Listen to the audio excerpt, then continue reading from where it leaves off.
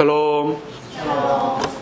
어제 날이 무척 좋았습니다. 그래서 이따가 이렇게 이것저것 일을 하다가 이 밝은 날에 나도 잠깐 좀 운동하고 산책 좀 해야겠다 싶어서 살고 있는 집 길을 이렇게 산책을 했습니다.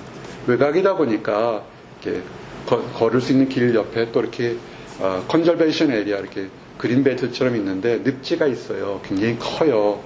그래서 문득 이렇게 보니까 저기는 그냥 버려진 땅인가 생각했는데 거기에 이렇게 사람들이 트레일을 좀 만들었어요. 그래서 터벅터벅 쫓아갔습니다.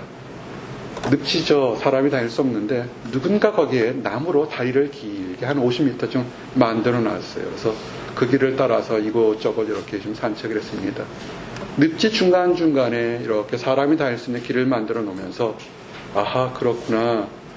우리가 살면서 다 버려진 땅이고 아무도 갈 수 없는 것 같은데 누군가는 그 목적을 가지고 길을 만들어서 많은 사람들에게 유익한 길을 했다라는 생각을 하면서 우리 인생을 한번 돌아봤습니다. 좋을 때도 많고 기쁠 때도 많지만 우리 의지와는 상관없이 우리 마음이 마치 사막처럼 버려진 땅처럼 광야처럼 황량할 때가 있습니다. 그럴 때들이 찾아올 때가 있습니다.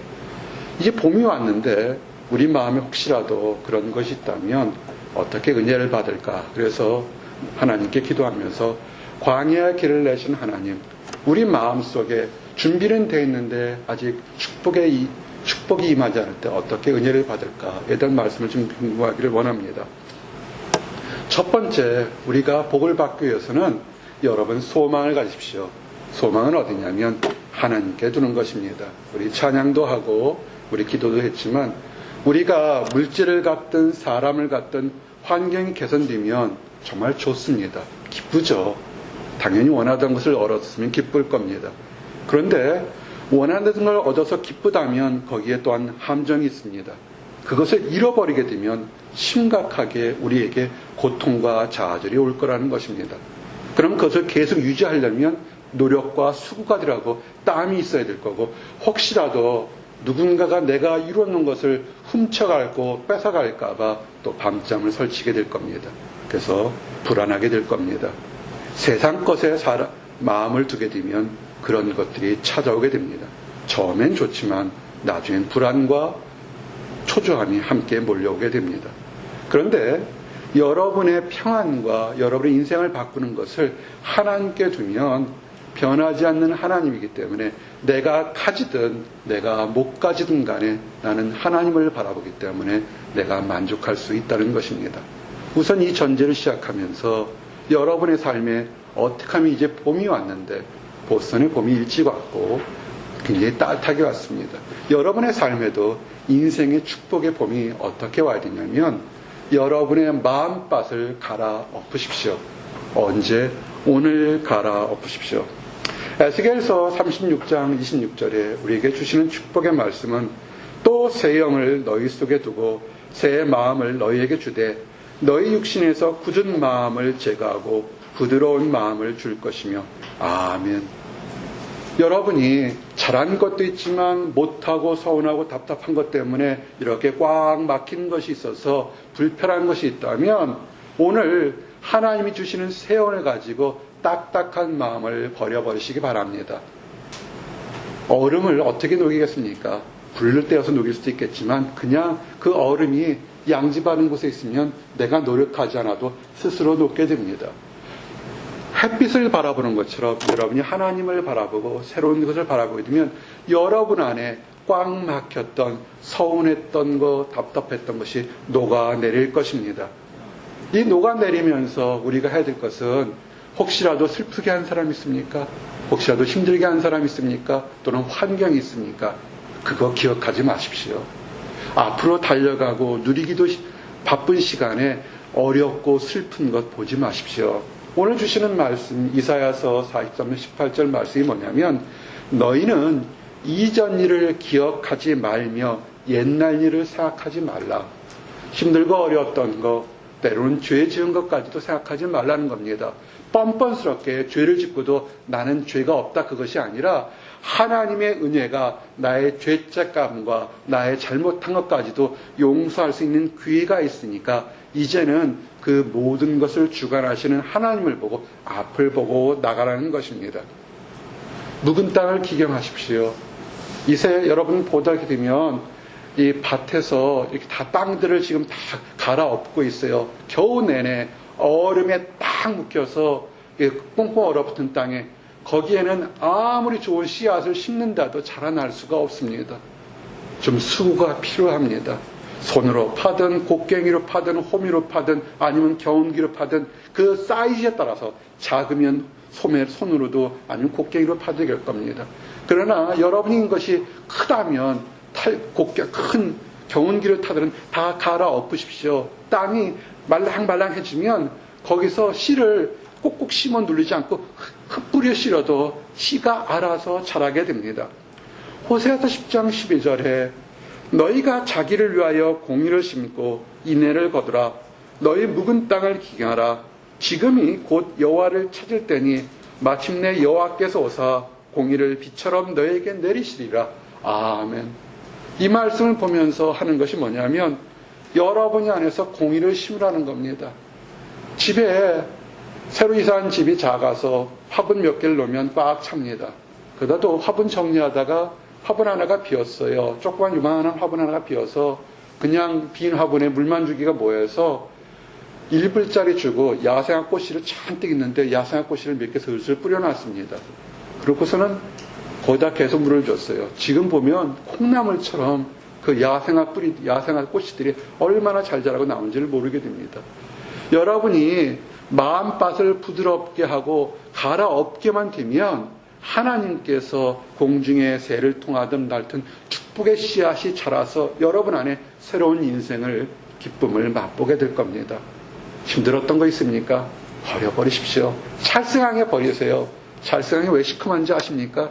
버린 것 때문에 다시는 보이지 않도록 시커멉니다. 그러니까 서운한 것은 다 갖다 버리시고 부드럽게 여러분 마음을 하셔서 올 한 해 2019년에 이제 4월부터 내게 인생에 새로운 기쁨이 줄 거라 이렇게 믿고 나가시기 바랍니다. 근데 어떤 경우에는 자기만이 아는 게 있겠죠. 너무 다른 사람에게 잘못한 것이 있는 사람들이 있습니다. 그런 사람도 있겠죠. 피해를 본 사람도 있겠지만 알게 모르게 남에게 심각하게 잘못한 것 때문에 늘 아파하는 사람들이 있습니다. 나는 이제 새롭게 살고 싶어 하는데 나의 과거 때문에 힘들어하는 사람들을 어떻게 하겠습니까? 몸이 더러운 것은 어떻게 합니까? 물로 닦으면 됩니다. 샤워하면 됩니다. 근데 마음이 힘든 것은 하나님이 닦아주셔야 됩니다.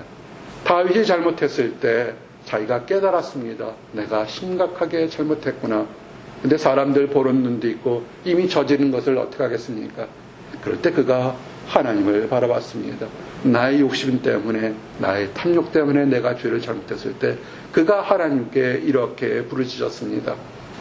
시편 51편 7절에 다윗의 고백은 우슬초로 나를 정결하게 하소서 내가 정하리이다. 나의 죄를 씻어주소서 내가 눈보다 희리이다. 아멘. 우슬초는 이스라엘 피는 식물의 이름입니다. 사람들이 그 풀을 뜯어다가 이렇게 우리 이태리 타올 때 닦는 것처럼 닦기도 하는 그런 용도로 많이 썼습니다. 양리작용도 있습니다. 그것을 얘기하는 것이 아니라 하나님께서 나의 죄를 씻어주시면 내가 깨끗하게 용서받을 것이라는 확신과 간구가 있습니다. 우리 안에 허물이 있을 수 있습니다. 있겠죠. 우리가 부족한 것이 참 많습니다. 하나님 바라보십시오. 하나님 바라보고 내가 잘못된 시간에 잘못된 행동한 것 때문에 아파하니까 하나님 나를 새롭게 해주십시오 라는 그 기도를 하시기 바랍니다. 근데 기뻐하십시오. 예전에 구약시대에는 매번 힘들 때마다 이렇게 제사 지내듯이 갑자기 감정이 도질 때마다 우리는 우슬초로 씻어달라고 양을 잡거나 소를 잡으면서 하나님께 빌었습니다.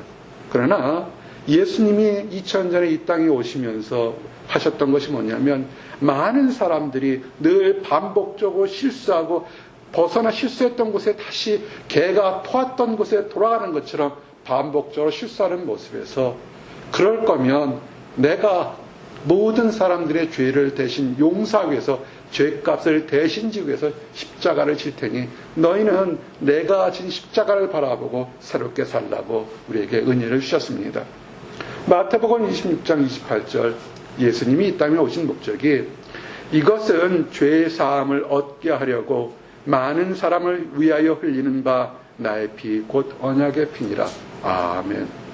예수님이 십자가에 지신 것은 우리 안에 있는 모든 허물과 연약함을 대신 짊어지시고 자유롭게 하시기 위해서 이 땅에 오신 겁니다. 언약의 피를 믿으십시오. 그럼 우리는 정결케 될 수 있습니다. 구약시대에 양을 잡고 소를 잡은 것처럼, 그러나 양과 소는 한시적입니다. 영원한 재물, 화목재물, 하나님과 다시 화목해서 내 마음이 편하게 되게 할 것을 위해서 예수님이 영원한 화목재물이 되셨습니다. 로마서 3장 25절에 이 예수를 하나님이 그의 피로써 믿음으로 말미암는 화목제물을 세우셨으니 이는 하나님께서 길이 참으시는 중에 전에 지은 죄를 관가하심으로 자기의 의로우심을 나타내려 하심이니. 아멘. 우리가 죄를 지었고서도 오랫동안 살면서도 아무 일이 없었던 것은 하나님이 안 계셨던 것이 아니라 여러분을 용서하시기 위해서 오랫동안 참으셨던 것을 기억하시기 바랍니다. 그래서 이제는 우리가 예수 그리스도가 화목제물을 삼으셨기 때문에 이제 자유하십시오. 이제 과거에 대해서 떨어져서 이제는 어제보다 오늘이, 오늘보다 내일 하나님 안에서 기뻐하시며 사시기를 원합니다. 늘 기억해야 될 것은 우리가 죄사함을 얻은 것은 우리가 가진 것이나 우리가 노력한 것은 아닙니다. 죄사함은 하나님의 선물입니다. 구원은 하나님의 선물입니다. 많은 이단들이 사이비들이 속입니다. 무엇을 해야 되면 구원을 얻을 것이요 무엇을 해야 되면 천국에 들어가실 것이라 하는데 그것은 우리가 할 수가 없습니다. 잘할 때는 우리가 그런 것처럼 우쭐할 수도 있겠지만 우리 속마음에는 우리의 연약함이 있어서 그곳에 도달할 수가 없습니다. 죄사함은 전적으로 하나님의 선물인 것입니다. 에베소서 1장 7절에 우리는 그리스도 안에서 그의 은혜의 풍성함을 따라 그의 피로 말미암아 속량 곧 죄사함을 받았느니라. 아멘. 성경은 아주 명백하게 그리스도의 피로 우리가 죄사함을 받았느니라 이미 이루어진 사건이라고 선포되고 있습니다. 속지 마십시오. 우리가 열심히 살고 선을 행하는 것은 천국에 들어가서 상급을 받으려고 하는 것이지 우리가 천국 들어가는 것은 우리 힘이 아닙니다. 그것은 하나님의 선물이신 것입니다. 선물을 보고 즐거워하시기 바랍니다. 이 일을 위해서, 이 선포된 약속을 위해서 수없이 많은 일들을 했습니다. 우리가 오늘 주셨던 세일을 행하시는 하나님, 이사야서 43장 19절 말씀처럼 보라 내가 세일을 행하리니 이제 나타날 것이라 너희가 그것을 알지 못하겠느냐. 반드시 내가 광야의 길을 사막의 강을 내리니. 아멘. 광야에 아무것도 사람이 살 수 없는 곳에, 의지할 수 없는 곳에 사람이 살 수 있는 길을 내겠다는 세일을 행하시는 것처럼 이제 나와 여러분에게 이 2019년 4월부터 새로운 축복이 임하기를 원합니다. 이렇게 광야 길을 위해서 하나님은 어떻게 하셨습니까? 메시아가 이 땅에 올 것을 하나님은 하셨습니다. 하나님의 역할은 뭐였었냐면 이사야 40장 3절 말씀처럼 외치는 자의 소리여 이르되 너희는 광야에서 여호와의 길을 예비하라. 사막에서 우리 하나님의 대로를 평탄하게 하라. 아멘. 메시아가 이 땅에 오니 너희들은 마음을 열고 하나님을 맞을 준비를 하라는 것입니다. 우리가 메시아가 올 때 우리가 도로를 닦는다고 그 도로가 충분하겠습니까? 이것은 메시아가 길을 낼 테니 너희는 마음문을 열고 이제는 하나님이 너희를 사랑한다는 것을 받아들이라는 것입니다. 이 땅에서 여자의 태에서 난 사람의 가장 큰 사람을 예수님은 세례 요한이라고 했습니다. 세례 요한이 했던 것이 뭐였냐면 요한복음 1장 23절에 그가 수없이 많은 역사적인 행동할 때 자신은 메시아가 아니고 광야에서 외치는 소리라고 그랬습니다. 세례 요한이 자기 자신을 이렇게 얘기합니다. 요한복음 1장 23절 보니까 이르되 나는 선지자 이사야 말과 같이 주의 길을 곧게 하라고 광야에서 외치는 자의 소리로다. 아멘. 하나님이 하신 일은 내가 새 일을 향하겠다, 광야에 길을 내겠다, 광야에서 여호와의 길을 예비하는 소리가 있을 거라고 이미 약속하셨습니다. 선포하셨습니다. 그럴 때 세례 요한이 이 땅에 왔습니다. 그래서 회개하라, 천국이 가까웠다 외치는 소리가 됐습니다. 그러면서 이제 그 세례 요한이 많은 사람들의 인정을 받았을 때 그가 걸어가시는 예수님을 보고 얘기를 합니다. 보라, 하나님의 어린 양이로다. 요한복음 1장 36절에 보니 예수께서 걸리심을 보고 말하되 보라, 하나님의 어린 양이로다. 아멘. 광야의 길을 내는데 만약 그 길이 다시 또한 늪지나 사막이나 또는 절벽으로 떨어진다면 길이 아무리 커도 그 길은 의미가 없을 겁니다. 우리가 열심히 이 길이 내 길이 형통할까로 달려갔는데 끝을 한번 생각해 보시기 바랍니다. 예수님은 얘기합니다. 요한복음 14장 6절에 예수께서 이르시되 내가 곧 길이요 진리요 생명이니 나로 말미암지 않고는 아버지께 올 자가 없느니라. 아멘. 여러분, 광야의 길을 내는 것처럼 우리는 건설업이나 과학의 힘으로 수없이 사막에 길을 내게 됩니다. 이라크에 파견돼서 가본 적이 있을 때 그 이라크의 사막에 길을 내는 것이 한국 사람이라는 것을 보고서 뿌듯한 적이 있습니다. 정말 아무도 없는 사막에 길을 내는 것이 우리 선조들이 냈습니다. 정말 멋있습니다. 근데 한번 생각해 볼 것은 우리 인생의 길에서도 길이 뻥 뚫렸는데 그 길 끝이 어디냐 하는 것입니다. 근데 예수님께서 뭐냐면 그 광야 같은 곳에 길을 내고 다하는데 그 참된 길은 내가 예수님께 올 때 길의 생명으로 이어진다는 것입니다. 이 봄에 여러분이 찾아야 될 것이 많을 겁니다. 그러나 예수님께로 가십시오. 그곳에 가면 생명의 길로 인도될 겁니다. 좋은 직장을 얻는 거, 좋은 배우자를 만나는 거, 좋은 집을 사는 거, 좋은 환경이 열리는 거, 우리에겐 기쁨이 있습니다. 그러나 그 기쁨이 예수님과 함께하는 기쁨이 되도록 여러분 주의하셔야 됩니다. 하루에도 한 주간에도 수없이 많은 일들이 우리에게 다가오고 있다는 것을 여러분 아셔야 될 것입니다. 광야의 길을 낼 때 어떻게 될까요? 그때는 모든 사람들이 흡족하게 될 것이다. 광야에 물도 없는 곳에 흡족하게 될 것이라고 성경은 예언되어 있습니다.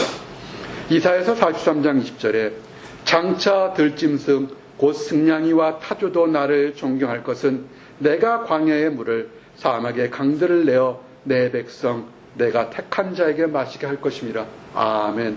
내가 길이요 생명이니 예수 그리스도를 따라가는 자에게 생명이 있는 것처럼 광야의 길이 났는데 그것이 늪지로 빠지는 것이 아니라 하나님이 인도한 길을 따게 되면 그곳에서 물을 흡족하게 마실 수 있는 축복의 길로 이어준다는 것입니다. 좀 더 구체적으로 이사야서 43장 3절에 나는 목마른 자에게 물을 주며 마른 땅에 시내가 흐르게 하며 나의 영을 네 자손에게 나의 복을 네 후손에게 부어주리니. 아멘. 갈급하셨습니까? 한 주간 동안 사람 문제로, 환경 문제로, 물질 문제로, 건강 문제로 갈급했습니까? 밥을 먹어도 힘들어요. 마음이 힘들면 편히 누워도 힘듭니다. 배고프면 밥을 먹으면 편하겠지만 마음이 힘들면 아무리 밥을 많이 먹어도 소화불량 거서 소화제 먹어야 됩니다. 하나님은 얘기하십니다. 목마른 자에게, 갈급하고 힘들고 내가 내일 어떻게 살아갈 자에게 생명의 물을 줄 테니까 하나님께 나오라는 것입니다. 근데 물 한 컵 떠주게 비싸게 주는 것이 아니라 주님께 나오는 것은 마치 그 안에 저수지가 있는 것처럼 그 배에 생수의 강이 차고 넘쳐서 본인도 마시고 주변 사람들에게도 흡축해 마실 수 있는 기적과 축복을 주시겠다는 겁니다. 요한복음 7장 38절에 보니 나를 믿는 자는 성경의 이름과 같이 그 배에서 생수의 강이 흘러나오리라. 아멘. 광야의 길을 내시는 하나님을 믿으십시오. 그러면 갈증이 해결되는데 그 갈증이 해결되는 것뿐만 아니라 내 안에 생수의 강이 흘러나서 나뿐만 아니라 주변 사람들도 먹을 수 있는 것입니다. 얼마 받을까요? 생수 비싼데요. 하나님은 그 생명수를 값없이 와서 받으라는 것입니다. 말씀의 축복을 듣는 사람이나 오는 사람이나 누구든지 와서 받으라는 것입니다. 목마른 사람들, 인생에 목마른 사람들 하나님께 오십시오. 요한계시록 22장 17절에 성령과 신부가 말씀하시기를 오라 하시는도다. 듣는 자도 오라 할 것이요 목마른 자도 올 것이요 또 원하는 자는 값없이 생명수를 받으라 하시더라. 아멘. 여러분의 문제를 어떻게 해결하시겠습니까? 젊을 땐 젊은 사람의 문제가 있고 장년 땐 장년의 문제가 있고 인생의 노년엔 노년의 문제가 있습니다. 살다 보면 세상 것만 바라보면 평생 문제 바라보다 문제 해결 못하고 또 다른 문제 속에서 갇히고 넘어집니다. 문제를 바라보지 마시고요. 문제를 해결하는 하나님을 바라보십시오. 값없이 인생에 참된 기쁨을 주시는 생명수를 주시는 하나님께 오시기 바랍니다. 이것을 영적으로 것만 생각하십니까? 하나님 말씀은 그저 내면 세계에 내가 느끼는 영적으로 감성적인 것만이 아니라 진짜로 믿는 사람 주변의 환경까지도 변화시키겠다는 것입니다. 여러분에게 축복을 준 이유가 무엇입니까? 여러분을 왜 거친 직장에 집어넣습니까? 왜 여러분을 이렇게 경제에 치열한 학교에 집어넣습니까? 여러분을 통해서 환경이 변화시키기를 원하는 것입니다. 에스겔서 36장 34절에 전에는 지나가는 자의 눈에 황폐하게 보이던 그 황폐한 땅이 장차 경작이 될지라. 아멘. 여러분이 빛과 소금의 역할을 하셔서 썩어가는 곳에서 이제는 그것이 사람 살 수 있고 생명에 살 수 있는 경작한 땅으로 변화될 것이라는 것입니다. 여러분의 가정이 그렇게 되기를 원합니다. 여러분의 직장이, 여러분의 환경이, 여러분의 주변이 그렇게 변화되기를 원합니다. 변화된 사람들이 있습니다. 변화될 것입니다. 아멘. 그럼 변화될 것이라 믿고 우리는 어떻게 할까요? 슬픔과 좌절과 부족함에 원망하지 말고 오히려 반드시 채워줄 것을 믿으면서 우리가 할 것은 찬양하는 것입니다. 새 일을 행하시는 하나님을 보고 찬양하십시오. 이사야서 43장 21절 창조의 목적은 뭐냐면 이 백성은 내가 나를 위하여 지었나니 나를 찬송하게 하려 함이니라. 아멘. 우리가 불안하고 초조하고 염려하고 싸우는 것이 아니라 하나님이 우리를 이곳에 부르신 것은 기쁘게 찬송하는 것입니다. 찬송하십시오. 언제까지? 이 땅 살아서 호흡이 있는 날까지 찬송하십시오. 시편 150편 6절에 호흡이 있는 자마다 여호와를 찬양할지어다. 아멘. 할렐루야. 찬양하십시오. 찬양은요 그냥 노래 잘하는 사람만이 하는 것이 아니라 찬양을 할 수 있는 사람은 하나님의 택하신 백성이고 특권과 축복인 것입니다. 예배 시간에 찬양하십시오. 침묵하지 마십시오. 찬양하십시오. 신명기 26장 19절에 그런즉 여호와께서 너를 그 지으신 모든 민족 위에 뛰어나게 하사 찬송과 명예와 영광을 삼으시고 그가 말씀하신 대로 너를 내 하나님 여호와의 성민이 되게 하시리라. 아멘. 이 말씀을 보니까 우리가 찬양할 수 있는 것은 하나님의 택한 백성이기 때문에 찬양할 수 있는 것입니다. 하나님의 택한 백성들이 찬양하는 것이니까 기뻐하시기 바랍니다. 찬양은 꼭 교회에 믿는 사람뿐만 아니라 하나님의 뜻은 뭐냐면 모든 세상의 열방 백성들이 그들의 삶을 통해서 나중에 궁극적으로 하나님만이 참된 신이고 하나님의 사랑을 찬양하게 하신 것이 하나님의 뜻인 것입니다. 시편 67편 3절에 하나님이여 민족들이 주를 찬송해 하시며 모든 민족들이 주를 찬송하게 하소서. 아멘. 믿는 사람뿐만 아니라 안 믿는 모든 사람들에게도 하나님의 자비와 공의와 사랑이 넘쳐서 찬양하는 그런 세상이 속해 오기를 원합니다. 그런 세상이 오기까지 우리는 우리 자신과 우리 이웃들과 가족에게 사랑의 손을 내밀어서 함께 따뜻하고 찬양하는 삶을 살기를 원합니다. 기도하시겠습니다. 아버지 감사합니다. 광야에 길을 내시는 하나님, 아버지 그래서 마른 땅이 새롭게 경작될 땅으로 변화시키는 하나님의 아버지 축복을 바라봅니다. 아버지 이 봄에 새 일을 행하시는 하나님을 바라보며 우리 인생에서 생명 되시는 하나님만을 바라보고 나갈 수 있도록 인도하여 주시옵소서. 세상을 바라보고서 초조하고 불안한 사람들이 있습니까? 아버지, 이제는 그 길에서 멈춰서서 하나님이 예비된 생명의 길 대로로 나올 수 있도록 허락하여 주시옵소서. 먼저 이 기쁨을 발견한 우리들이 그 사람들에게 따뜻한 마음과 손을 내밀어 함께 갈 수 있도록 허락하여 주시옵소서. 늘 감사드리옵고 예수 그리스도를 받들어 기도드렸습니다. 아멘.